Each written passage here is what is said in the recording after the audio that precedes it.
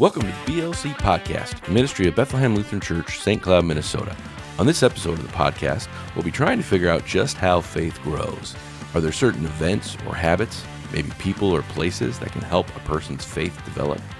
Is there a place for the church in all of this? Or is faith just going to do what faith is going to do? To help us answer this question, I'll be interviewing Pastor Chad and Pastor Stephanie. They'll take us through some of the meaningful events, places, and people in their lives that help them lay the groundwork for faith to grow. Thanks for listening to this episode, and may the Lord be with you. Well, welcome everybody back to the BLC podcast. I am here with two very special guests. You might know them as Pastor Chad and Pastor Stephanie here at our very own BLC, Bethlehem Lutheran Church. They have agreed to a test, if you will. We have got a new podcasting system set up here where we can now have chats with 3 to possibly 4 people. We've been doing this before, but what you didn't know, what you couldn't see, is that we were sharing a microphone. But now all 3 of us have a microphone, so this is big time here today. We are moving up. We are moving up, as they say in the podcasting world. So hopefully I've worked out all the bugs in it, and this conversation will actually record, and people will actually be able to listen to it. So far, so good. But today, the topic of today's discussion is something I came up with and floated it out to them, and they said, yeah, we'd be down to do that. So Pastor Chad and Stephanie, have prepared nothing but themselves, which is all you're going to need for this conversation, I think. And it's just a conversation I thought would be interesting to have about faith traditions. And maybe traditions is the wrong word, but things that happened to you growing up or experiences you had that were important for your own faith development. What were those things? Was it a person? Was it a place? Was it a book? Was it just something you went through on a personal level? Or was it something that a community of faith developed and programmed for you? Was it a little bit of everything? The question I'm trying to dig at here is, how does faith develop? And does organized religion play a part in that? Or is it just kind of off to the side and faith's going to do what it's going to do? God's going to do what God's going to do. Faith is going to grow in some people and it's not going to grow in others. Is it just the person, scattering seeds and some of it's going to grow, some of it won't? Or does what we do, matter? And we've had discussions where we think it does matter. So that's kind of where this conversation is leading, where it's going. And I think, I'm quite interested to hear what you guys, have to say, and what were the important things you guys went through to become and find yourself as pastors someday. Personal story sharing. So if you're willing, some personal story. You can get in depth or as much as you want, or it's up to you guys, of course. So I'll float that first question out there. What were some of the significant things you experienced growing up that you can kind of look back on and say, I think that had a fairly significant impact on my faith, at least at the time. Maybe faith is constantly developing, so. All right. So go for it. Anything you got. Stephanie, you want to start or do you want me to go? I don't care. All right. So I'll go. And because I can talk about this, I'll try to give you a succinct answer, Matt, and then you can let me know if you want to expand on that at all. Sounds good. But so your initial question up here about faith experiences when you were younger, like those formative pieces. Okay. Well, interestingly, here, a lot of people know my story a little bit. So what I think my parents gave me was the tradition of simply attending religious services. We were very, very much a church family that way. In that, we went to church every Sunday. We prayed before meals, and I learned a super creepy prayer before bedtime. The old school one where you pray to God, and if I die before I wake, so you're putting that death, image in mind of your child. You see, I still use that prayer, but I use my grandma's version with my kids, which is the one she said, not if I die before I wake, she says, and when in the morning light I awake. Yes. Show me the path of love to take. And I use that same one, that same prayer. Yeah. But I say, angels guide me through the night and wake me with the morning light. Oh yeah. I like That's it. I that's like the it. one that we used with my kids when they were younger. But no, Matt.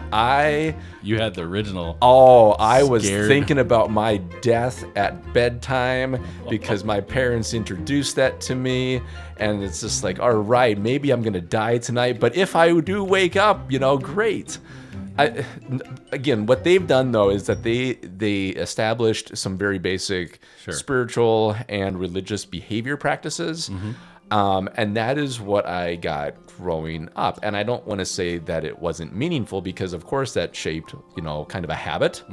But ultimately, what was interesting, and I can go on this later, I think this is what we'll get to, but by the time I was 18 and ready to leave the house to go on to bigger and better things, at least that time, that's what I was thinking I was going to do, I was pretty much done with my understanding was I was done with that part of my life. Like Interesting. It was something that we did. It was a habit that we developed. Was it ultimately like this really deep, important thing that I was going to keep doing when I didn't have to keep doing it anymore as part of my family? Probably not. Probably not. Do you think faith was growing kind of on an underlying deeper level that you just didn't appreciate yet? I think so. I mean, I think you can talk about it like that. I think it's again, it's hard to imagine what a life that's different because that's just what we did. Yeah. And so I think absolutely part of the habit of just that regular participation and prayer practice, even though it was pretty standard, but then again, I think most people, like, that's just what you do. That's kind of how you grow up. So it was more of I would almost say like a cultural kind of Christianity where it was something that my parents were raised with, that they in turn raised me with. And it was, if you were to ask them, would they say it was important? Yes. To the degree that we still did that as a family. But I think if you were to press the issue and go like, well, really on an individual personal level, as far as how it shapes your daily practice and behavior and way of thinking, I think they struggle to answer that question. Okay. What were some of the things you did as part of that upbringing in church? Did you go to confirmation camp? Were you part of confirmation? Did you go to Sunday school? Was there a youth group? Were there lock-ins? Was it that kind of stuff, or was it just kind of the Sunday morning thing? It was, I went to Sunday school when I was in elementary school. I went to confirmation when I was in middle school. So again, on those kind of milestone kind of things. Yeah. But you know what? When I was confirmed, that was the end of it. Okay. I never participated in senior high group. I never went on service or learning or mission trips. I never participated in any camping when I was in like middle school, high school, elementary school. Okay. It was literally just we go on Sundays and we pray before bedtime and at meals. All right. Well, very good. Pastor Stephanie, same kind of question. Yeah, so I had a bit of a different experience.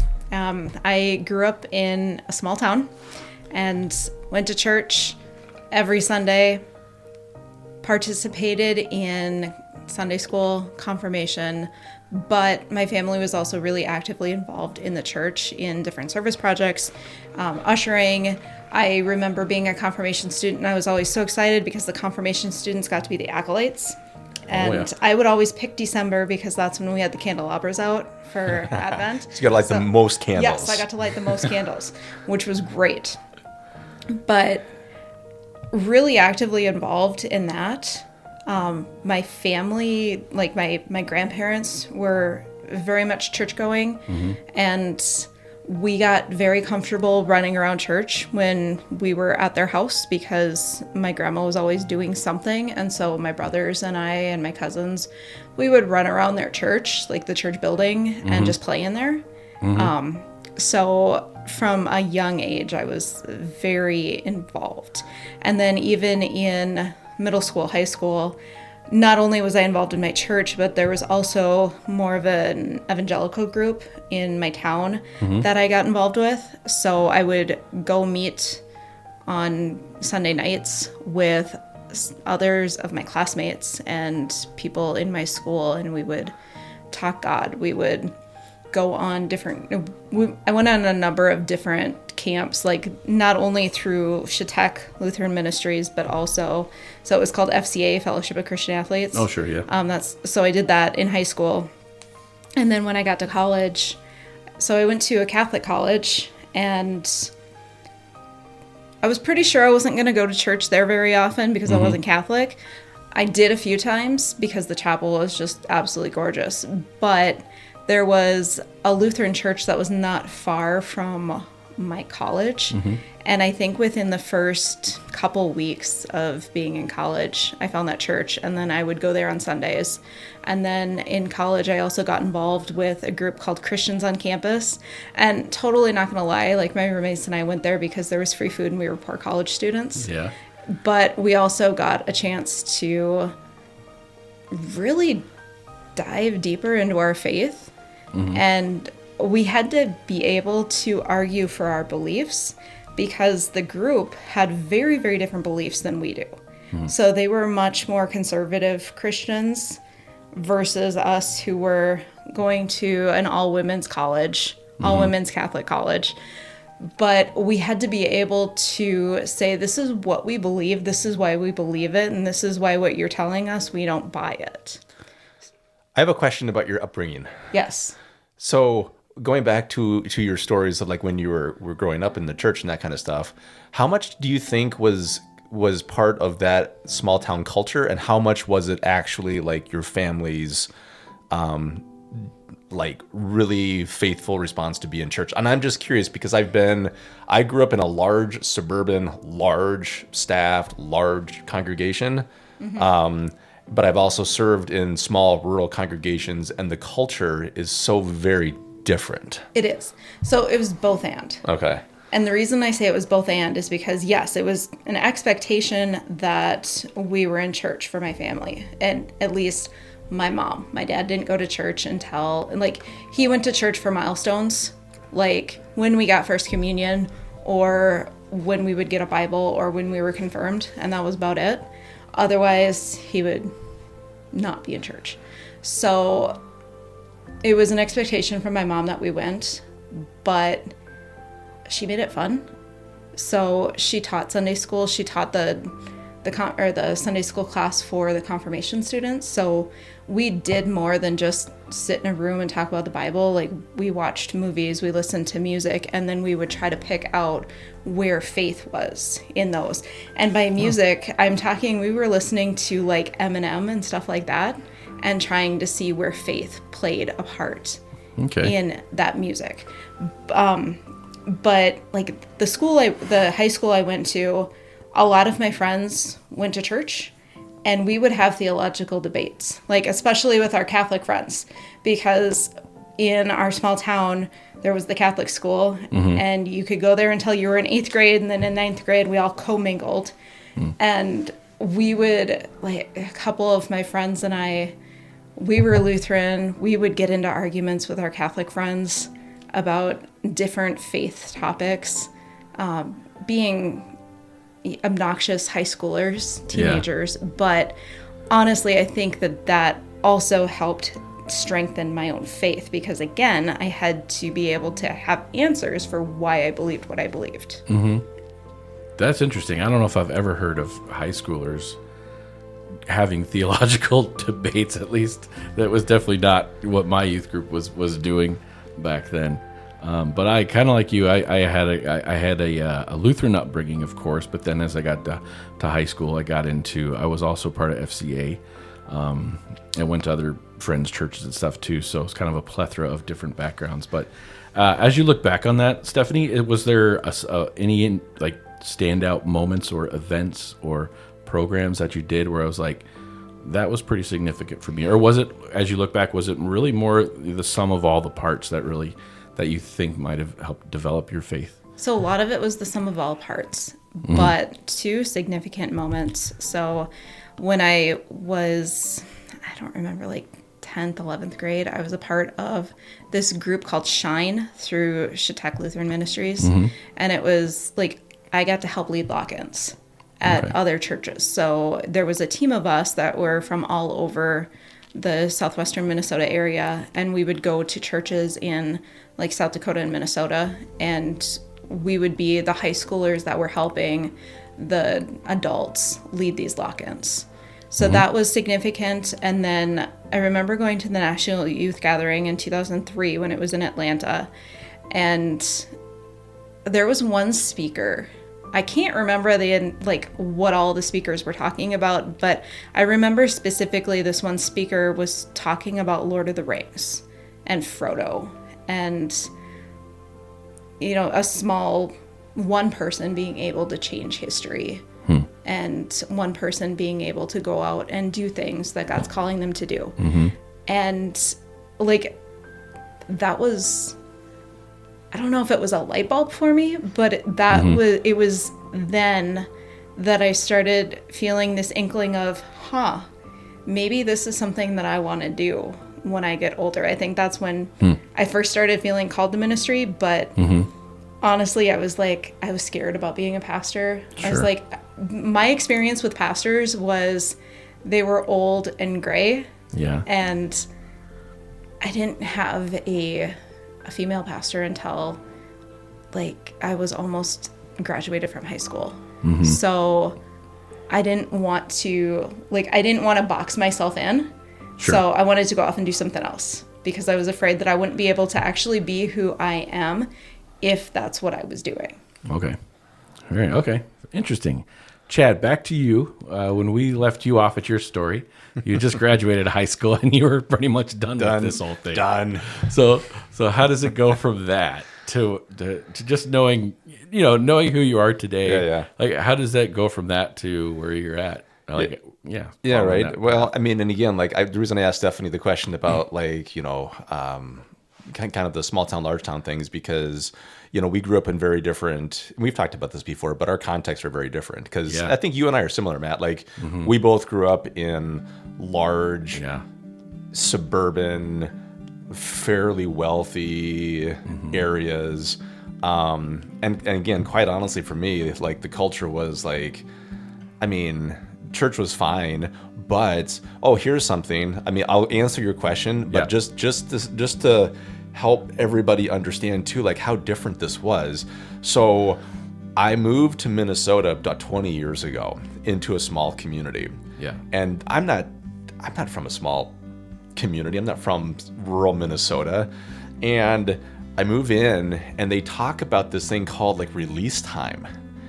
And I'm like, what's that? Did you have release time? I don't even know what that is. We did not have release time, but I had friends that did. Okay, Matt, get this. Time. Is this like the purge? What's going on? No, here? Release time it still happens. I don't know if it happens now, but when I moved to Minnesota, in again, northwest rural Minnesota, they still had as part of the school day, time for students to be released to do religious education. Oh, okay. And I'm like, wait, what? Yeah.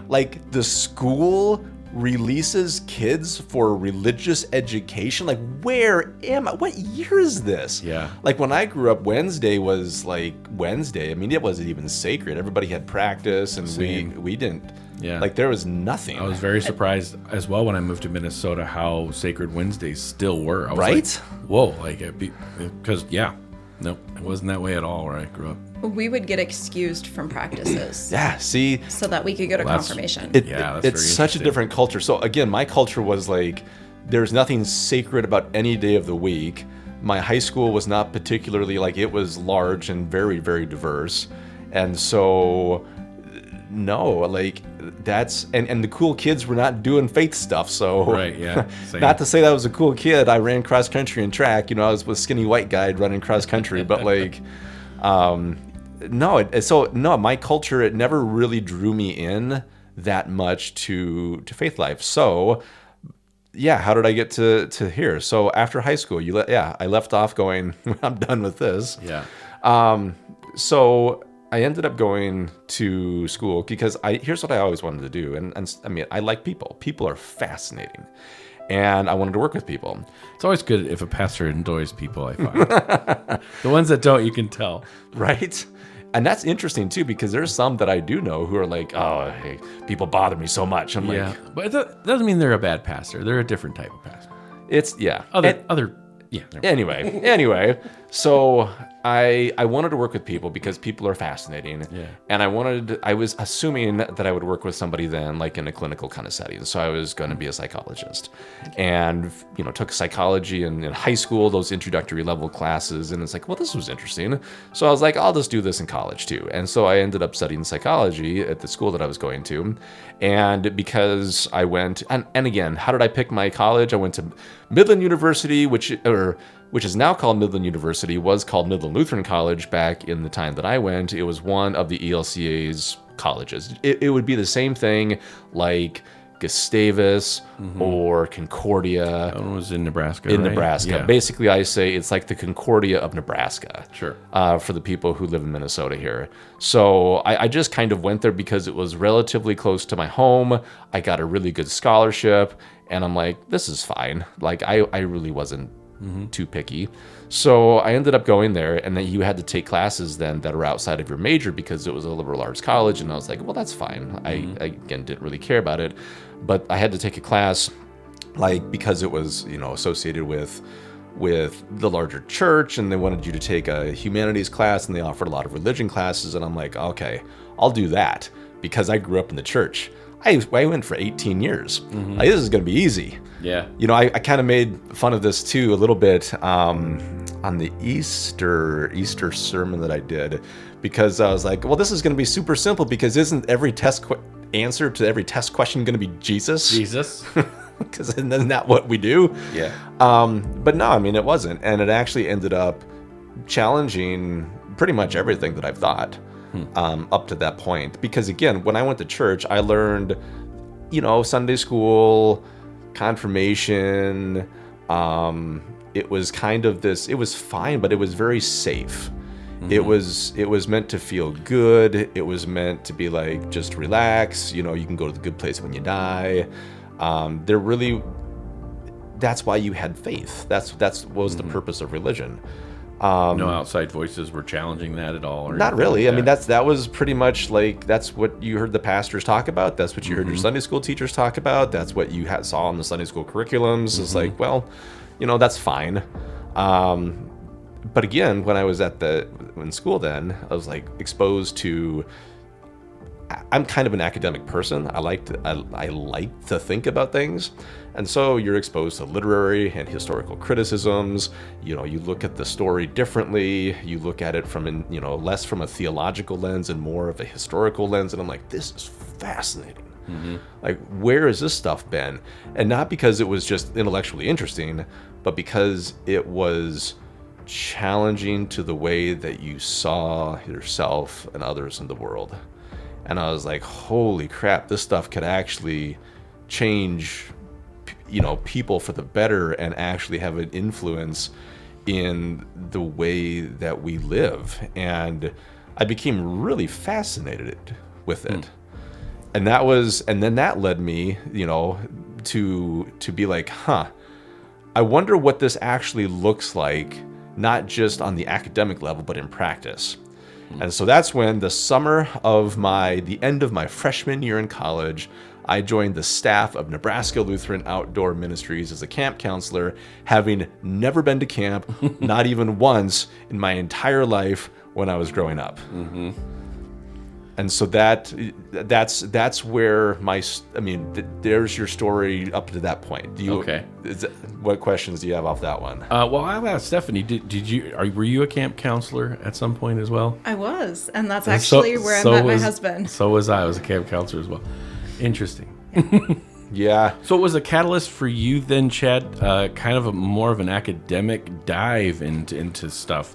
Would you say that was kind of what helped spark faith in would you call it faith at that point, or was it just more of a pulling of some sort, leading you to understand it better so you could grasp it better yourself, maybe? Or I don't know. Well, I think what it did was, again, I think the religion and faith I was served growing up, it was, again, presented in an age-appropriate way, but it was also, it was a religion and a faith that never really, I felt like it was, So this kind of dates me a little bit, but like, Matt, do you remember, and I forget the academic who came up with this terminology, but like, do you remember the phrase moralistic therapeutic deism? Has that ever come across your? No, honestly. So it's been a criticism a lot of organized religion. Sure. In Christianity especially, where it's moralistic. So the whole purpose of faith is, the moralistic end, be good.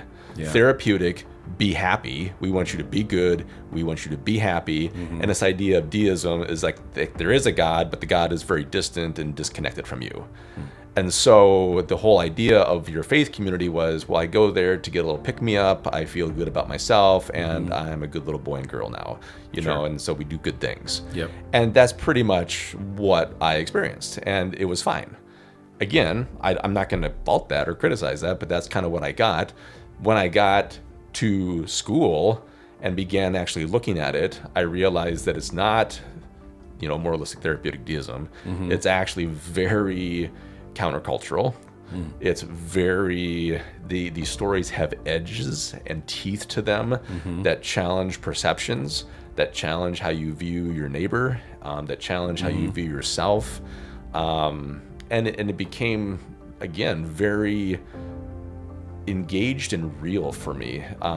Was that a class? Was that a professor? Was it just it was program you were in? Well, I have to say it was both. It was a class and professor. I mean, it was professor was, had a PhD from Oxford, and he was fascinating and just really engaging, and it just allowed me to think differently. But again, for me, it wasn't just thinking differently.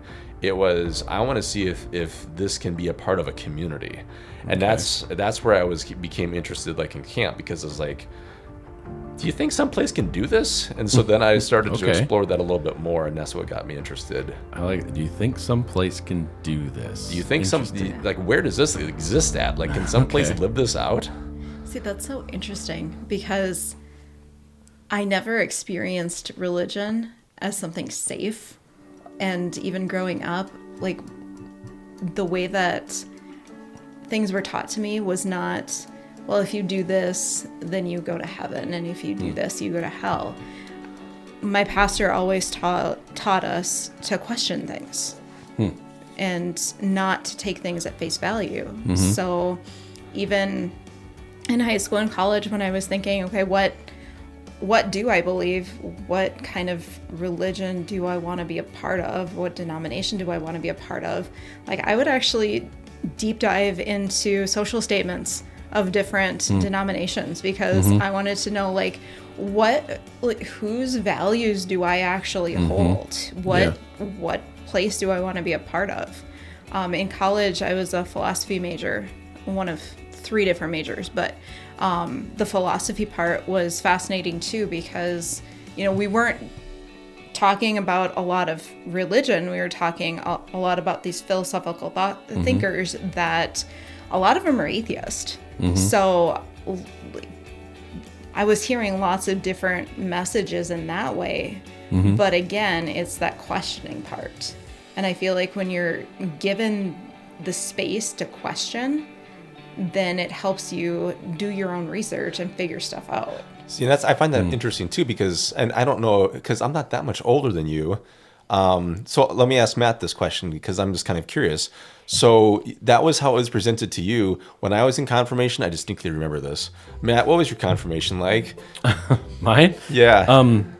Well, I grew up in a church with a husband-wife pastoring thing, and so they kind of shared it. And it was like, around 7th, 8th, probably 8th, 9th, and then 10th grade. It was either 2 or 3 years-ish long, and it was like a Wednesday night thing, and you would come, and you would be taught, some things about Martin Luther. I honestly just kind of remember learning about Martin Luther and filling out these sheets. I remember doing Sunday school notes on Sunday. I do remember the pastors would take time to read those and write you stuff back, and I always thought that was kind of nice. It's like, wow, the pastor is reading my thoughts about what they said and like saying nice things to me about that. That was significant. And then, like, towards the end of confirmation, I remember a moment with the pastors where he just allowed students to put questions in a box, unnamed. And people could ask the pastors any questions they want. I remember getting there were some very interesting questions that came up, and he was cool with like talking about all of it. So I was like, wow, like they took time to like treat us like very maturely, even though we probably didn't deserve that where we were at. But for the most part, though, it was kind of like, learn this, take this test. We had to take little tests. That's what I wanted to know. And yeah, we had did to take you little have tests. to take tests? We did, and they were graded. And Yeah. Yeah. But like, it wasn't like if you don't pass this, you're not gonna be confirmed. But No, but that's what it was. It was like the exchange of information, primarily. Right, and that's what it was to me too. Yeah. I had to take tests. I remember okay, they were yeah. fill in the blank. Yep. Like, here's the Apostles' Creed. We're going to write the Apostles' Creed out, but then there's going to be blanks in there with little dashes, and you have to fill in the words. And Yep. as long as you were able to do that, they were like, great, you're confirmed now. Yeah. And I'm like, okay, I have now, have sufficient knowledge to be a member of the church. Yeah. Yay for me. I took a test on God and I passed. I remember one of the questions I had on one of those tests was, what did Martin Luther do to like hurt himself or something? Because he felt bad. I forget the wording of it. And I said that he ate a diet of worms. And you Lutherans out there will know why that's funny. I didn't at the time. I literally thought he ate a diet of worms. So I wrote that on my test, and the pastor, to this day, still laughs at me about that. Well, I had to take tests Google it. too. Like I had to memorize the small catechism. Yeah. Instead of fill in the blank, it was you were given a piece of paper, and then we had to write out like basically the entire small Ooh, that's catechism. hardcore.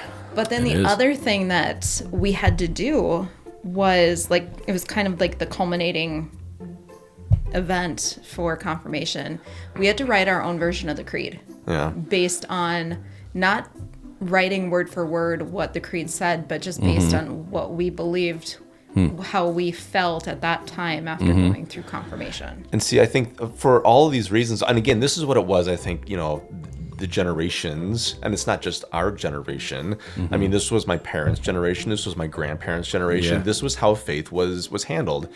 And for me, I guess, when I experienced that, it wasn't this incredible moment. It was purely in the head.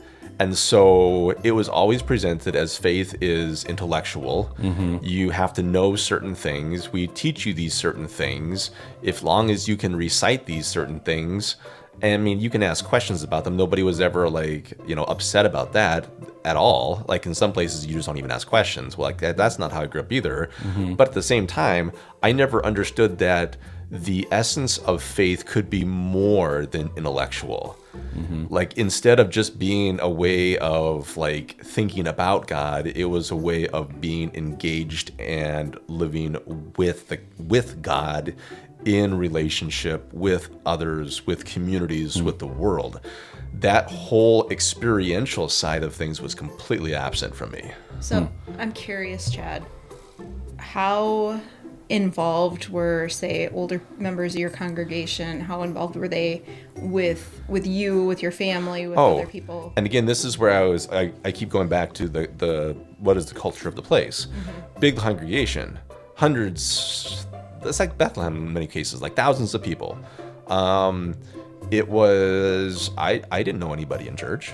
Okay. Like again, literally, I went with my parents. We sat towards, it was as you walked in the doors to the sanctuary, it was on the right-hand side, 3/4 of the way up.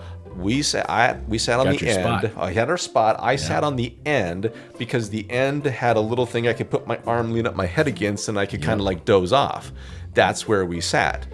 I didn't know who sat in front of us. I didn't know who sat behind us. I didn't know anybody else there. I didn't talk to anybody else there. Did you ever show up and somebody was in your guys' spot? Not really, like, what do we because do? no, we were crazy. My parents were crazy and went to the early service, and we walked there. I mean, In the snow? Yeah, actually in the snow. And but again, like there was no relationship. Is what you were getting at. Okay. And that's really different than what I experienced, because like my kindergarten teacher was a member of the church that I went to. The superintendent of the elementary school that I first started going to was a member. My first grade teacher was a member. So you saw people of faith you knew in church living out their faith outside of church. Exactly. So for you, it was kind of a natural, well, everybody kind of experiences this in other places. Yeah. And yeah. Yep. And like even my family doctor was a member of the church. Yeah.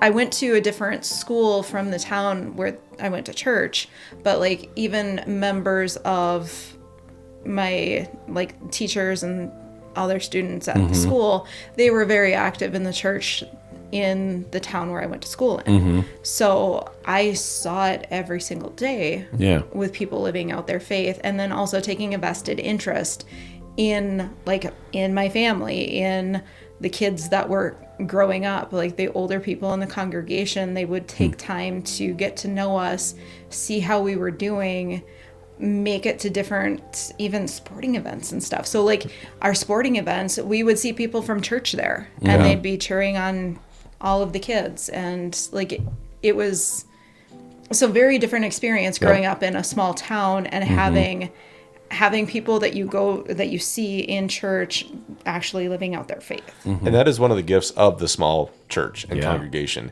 You do not have to work on building community, because community naturally exists. And I think people sometimes take that for granted. And it's one of the things that I see continuously now, is that is one of the hardest things at Bethlehem, is building that sense of community. It is not natural. It is not a given. It requires intentionality. And in smaller congregations and smaller communities, you have to put almost zero effort into that, because it just exists. Yeah, and I didn't realize that, because I didn't have that naturally either growing up in the church that I went to. And when I did my year of service work in the Young Adults Global Missions Program with the ELCA Church, I found myself in a what we would say is a smaller church, but over there was kind of a bigger church. And they had that community, at least in their youth group. Well, I would say the church did too. But for the youth group, it was like they wanted to be together, like on Friday nights or like on Wednesdays or like on Sundays. Like they had this community. That was interesting to see it. It was more natural. It was because I had worked at a church for 7 years before that, and I very intentionally developed that community. And we definitely had that there after that, at least in the youth group. But it just seemed like it was just naturally a part of their way of life. In good old Scotland. Let's go back to Stephanie. So where does it go from there, as far as your faith developing to the point you mentioned you had some polls where you thought you could be a pastor someday, but how do you get to the point where you really feel like God's calling you to become a pastor? Because I would say that that's the final boss mode in faith. No, I'm just kidding. That's your final Pokemon evolution of faith. You're still playing Pokemon, Matt. Oh gosh, it's a part of my life now, Chad. Pokemon is everywhere. It is. But yeah, so what does that look like for you? Was there? Yeah. Did that happen just internally, or was there a person? How did that happen? Well, it definitely wasn't just internally. So I wanted to be a lawyer, and that was my plan going into college. Justice. Yes. I wanted to be a divorce lawyer for whatever dumb reason. Weird. I think it was a podcast. Right? I want to have another podcast about just that. Why does somebody want to become a divorce lawyer? Right. I think, again, I think it's because I wanted to help people. And I knew that divorce can be really traumatic on families, especially kids. Yeah, I know that firsthand. You do. I wanted to see how I could help in that process. And I was involved in the theater department in school, so theater major was one of my others. But then I made the crazy decision to join the military. And theater, divorce, or military? Right, let's see. Right. So I went to my basic training the same summer that I also worked as a camp counselor. And when I was there, I'm not a fan of heights, and it's not that I'm not a fan of heights. I'm afraid of falling. And we had to rappel as one of the things that we do. At camp or in the training? In the military training. In the basic training? Okay. Yep. So I did not want to rappel down this 40-foot tower, at all. And the chaplain was there, and he was like, "Here, I'm going to do this with you." And I said, "Okay, I think I can do it if you're doing it with me." And after that, I was like, wow, the chaplain was like really important.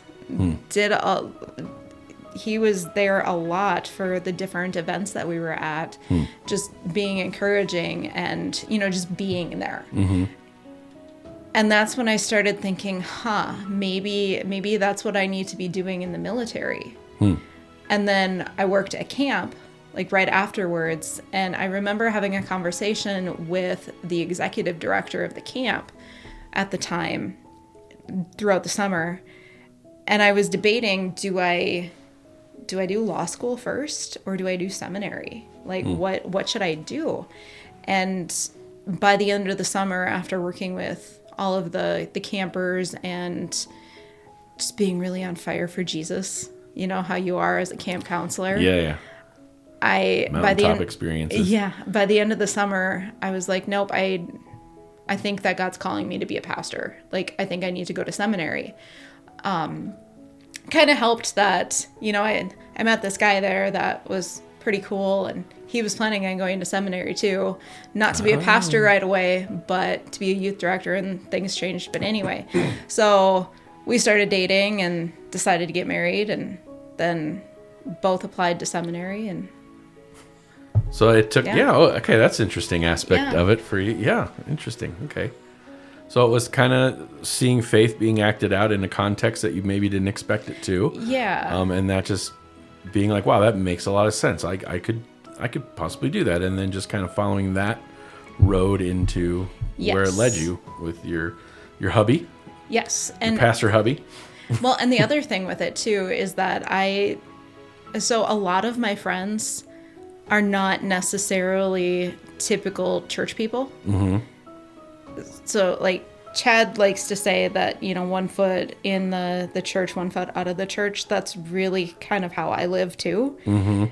And being involved in military ministry has been really, really cool because so many in the military are what we call nuns. The no religious preference. Okay. So most of my conversations when it comes to not faith... Not N-U-N, none. Yes, not N-U-N, none. N-O-N-E-S. But a lot of my conversations with soldiers who are dealing with some sort of crisis, like they're not necessarily ascribing to a certain faith.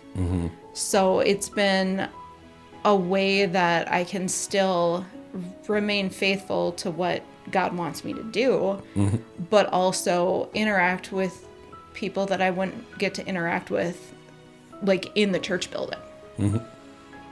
Yeah, I've always found that aspect of it. It'd be a fun topic of conversation too. Your aspect of being in the armed forces and just what that has taught you and how that translates to, I don't know, tenacity or toughness or what you have to go through. Because I don't know. I've just always found that interesting. So Chad. You're hanging out in college, having deep theological discussions, and then you go to seminary, I guess. How did that decision take place for you from the point where you went to, we left you off, you were going to camp, I think. Yeah, because I wanted to see if this community in action. Can it happen? Like, is it more than just, So Stephanie goes to camp, and then after that, you join, that was kind of after you are camp counselor, you kind of go into it. Was it the same for you after camp counselor? I mean, a little bit, because you're leading. I mean, I would always recommend people doing something like that because it's a very early experience on leadership. Yeah. And I don't know how many people, especially younger people, get the opportunity to practice leadership right now. Yeah. People need to, because it's a really good experience to be able to figure out what you think in a way that you can then help other people experience that. And just learning, again, how to work with people. I find people fascinating, like I said. So that was a really good fit for me. And it was by and large a very positive experience. Again, when I talk about camp, like you can talk about different camps, but Nebraska Lutheran Outdoor Ministries was absolutely huge. I mean, we had 300 staff members. Wow. It was huge. That's a big camp. Yeah. I mean, multiple camps on the same property and other camps in other parts of the state. Like, it was big. And with a diverse group of counselors. So not all from the same faith traditions or backgrounds. So it was a really interesting kind of experience in community and leadership. And I'm like, this is fascinating. And so I kept doing that, and I kept taking religion classes because I was fascinated with them. And I also continued to take psychology classes, and so I ended up doing psychology and religion. And instead of going to graduate school for one, I went the other way and ended up going to seminary because I wanted to continue to have that kind of experience of, again, the kind of leadership that I experienced at camp, paired with the kind of theology that I was learning in the academic setting, and thinking about how I could apply the leadership practices and this really interesting, deep and gray, convoluted sense of faith into the regular world. And I wanted to see if I could do that. And so I ended up going to seminary. And again, one of the things that I did not mention before all of this, that again, if people have been around a while and they know my story a little bit, they know that there's pastors in my family history. So my grandpa was a pastor, and he was still alive at this time. But he was a pastor back in, he was a pastor back in the 50s and 60s. And he was the pastor. Yeah. And it's like, God, he drove me nuts. Like, I really did not aspire, to be like him. Sure. And again, like, I've always been a little weird in the sense that I didn't grow up deeply, deeply connected to all these religious people. Yeah. And a lot of them that I met, even when I was at camp, they were very nice people, but they were weird. Yeah. Like, there was a lot of weirdos out there. And so, like, when I went to seminary, I was freaking out a little bit because I told you the story, I think, Matt, but I'll tell everybody else. Like, my number one fear when I left going to seminary, I was afraid that I was going to fit in. Yeah. Because if I fit in, what does that mean for me? Yeah. Am I like all these other weirdos out here? Or no, yeah. But on some level that's true. And I also met a number of people who were by far like me in the sense that they really wanted to engage modern culture from a religious, spiritual, and theological place that was healthy. And that was it for me. Like, that's kind of been the story then, because I also put it in terms of health and wellness. Like, we talk about that a lot in our culture right now, but people talk about their physical health, they talk about their financial health, they talk about their emotional health, but not many people talk about, well, how are you doing spiritually? Yeah. How is your spiritual health? And you don't have to be a religious person to be able to pay attention to your spiritual health. And I have found that is a conversation that's missing a lot, I think, in people's lives.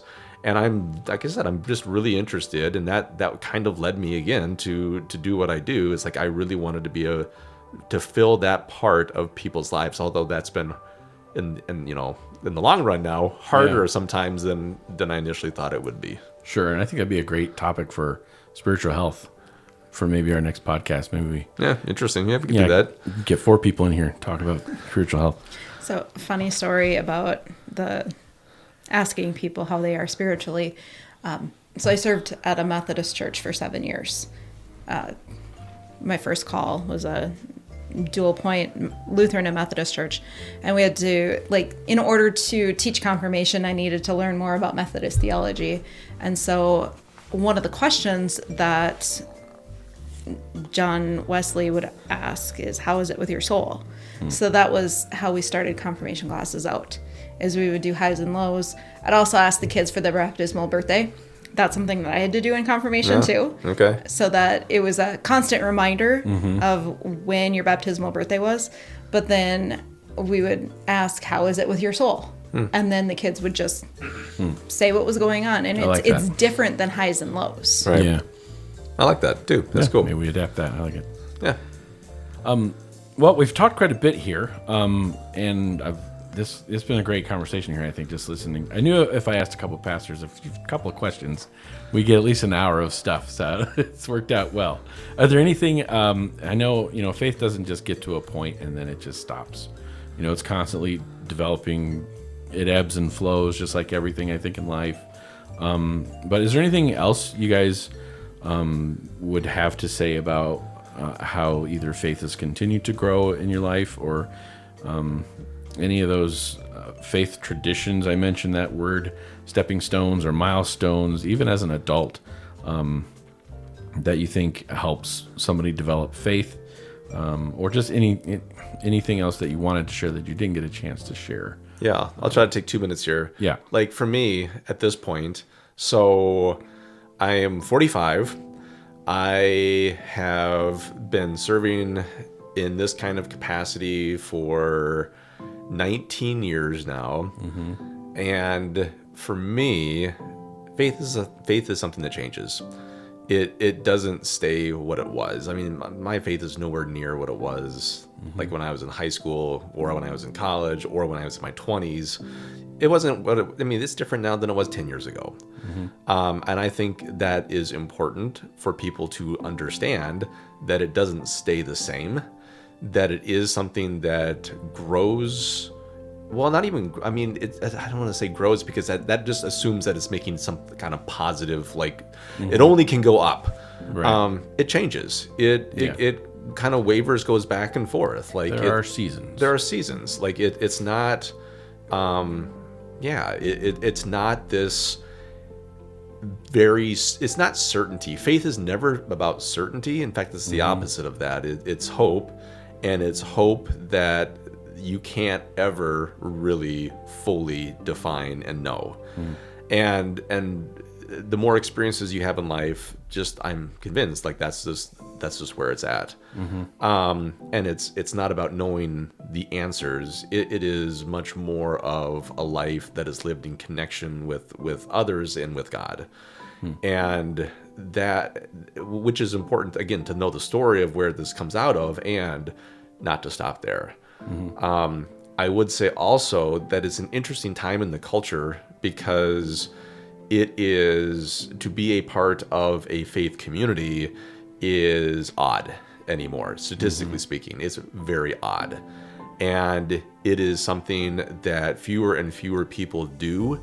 It is something that fewer and fewer people find value in. And at the same time, I'm still convinced that it's something that is ultimately needed for humanity and for people to flourish.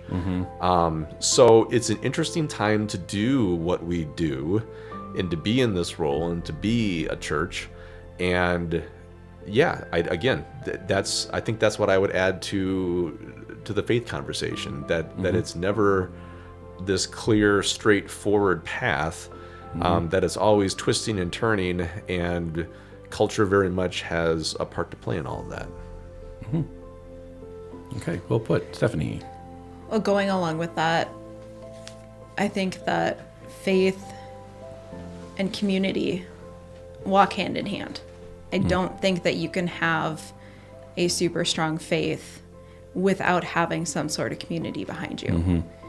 So having that community, whatever that community is, and it can be a complete band of misfits, island of misfit toys type of community, whatever, but having community and being willing to question and dig in, find answers, and be okay with finding answers that you maybe don't necessarily want to find, but just being open to discovery. Because if you're not, like, if you're not willing to question and study, you're going to be stagnant in your faith. And then also listen. Like, it's amazing what happens when you actually listen to what's going on around you. Listen to where you might be being nudged, and when you're willing to actually follow that nudge, I think that God does a lot of really cool things in our lives. Great. Well, thank you, guys. I want to say thank you for taking the time for having this conversation. And I'm going to go ahead and press the stop button here pretty soon and just pray to God that this whole thing recorded. And it says it does on my computer. It's recording. Everything's going good. So I'll just say thank you to all the listeners out there. If you've made it through this entire episode, I hope that it was engaging for you. And I hope it gives you some good food for thought for your own faith to continue to do those things, to seek out, those aspects of faith, however they look in your life, and continue to allowing faith to continue to do its thing in your life.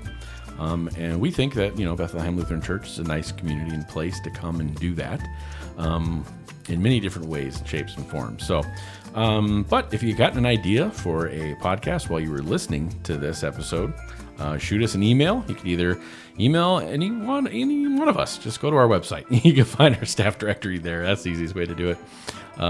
Or give the church a call, or reach out to us in some way, shape, or form, or talk to us on Sundays or Wednesdays or whenever you're here. We'll be happy to, maybe tackle your topic. So we do enjoy hearing back from you guys about these episodes. So if you get a chance to do that, go for it. And anything else you guys want to say before we say goodbye here for this episode? I think we've talked enough, Matt. We've talked enough. There you go. All right, guys. Thanks for listening, and we won't see you on the next episode, but we'll talk at you on the next episode.